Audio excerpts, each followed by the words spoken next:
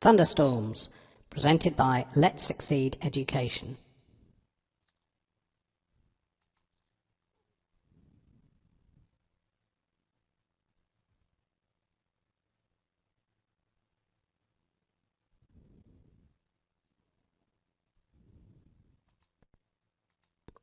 Thunderstorms are very exciting to watch. There are bright flashes of lightning and rumbling of thunder. But have you ever asked yourself, how do they actually occur? How do they happen? So, what you need is moisture, unstable air that's a little bit warm, and then most importantly, something to lift that air upwards. So as it approaches a mountain, for example, it gets lifted upwards into the atmosphere and it starts to cool. So this is the start of the creation of our thunderstorm. Firstly, the sun heats the earth, and this warms up the air. And this warm, moist air is forced to rise by the mountains that are in the way of it travelling across the planet. And it rises fast when it meets these mountains. And clouds form as a result. The warm rising air cools as it meets colder air higher in the atmosphere. And the water vapour in that air condenses into droplets, and this makes clouds. And the cloud continues to rise to where it's so cold the water starts to freeze. So ice particles form, because high up in the atmosphere it is very cold indeed. And very often it's windy, so these clouds often form a characteristic anvil shape.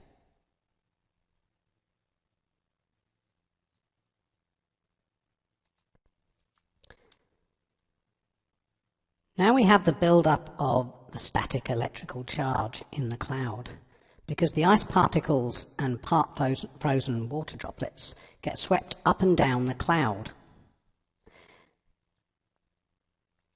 And in the process of doing so, the particles and the water droplets hit each other, and this creates static electricity. And as a result, the cloud becomes charged. And the charge continues to build up as these particles and water droplets are swept up and down the cloud.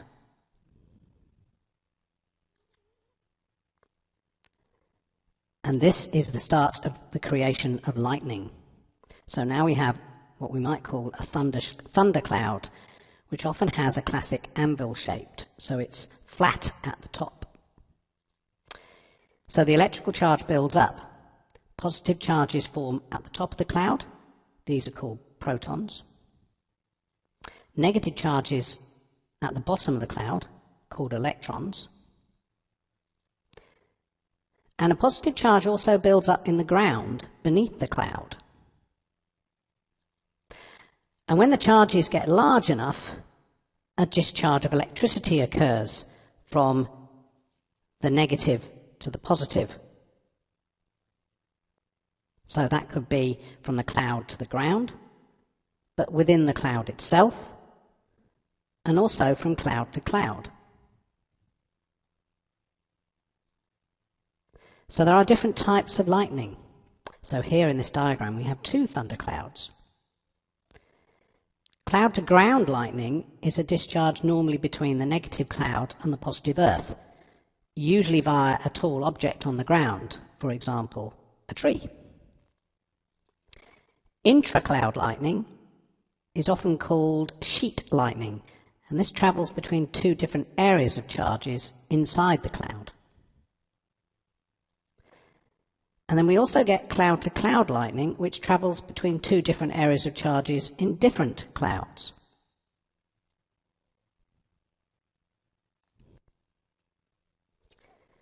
Now, as well as the flash of lightning, together with it, we get thunder.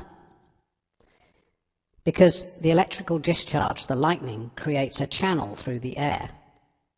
and the lightning superheats the air to temperatures hotter than the surface of the sun. And this creates a shock wave, which is the thunder sound you hear.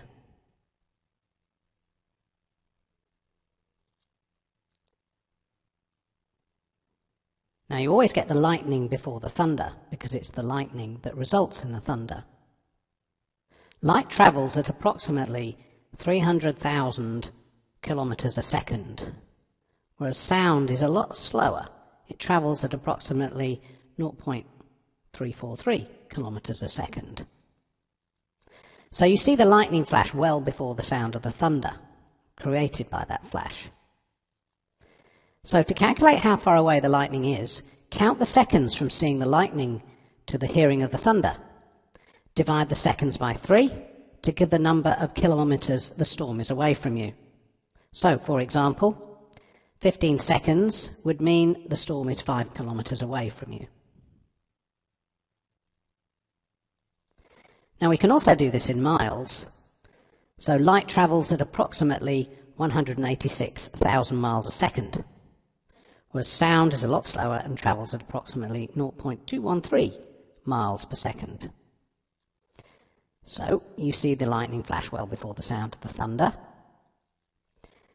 To calculate how far away the lightning is, the storm is, calculate the seconds from seeing the lightning to the hearing of the thunder. For the miles calculation, divide the seconds by 5 to give the number of miles the storm is away from you. So 15 seconds would mean 3 miles away.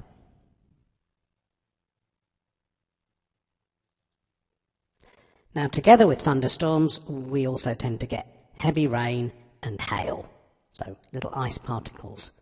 Now remember, high up it is very cold in the atmosphere, and the top of our cloud is right up there. So they usually produce lots of rain and perhaps some hail. The ice particles and part-frozen water droplets get swept up and down the cloud. And the droplets and particles pick up more and more moisture, so they get heavier and heavier. And eventually they become so heavy that they fall out of the cloud as rain or hail.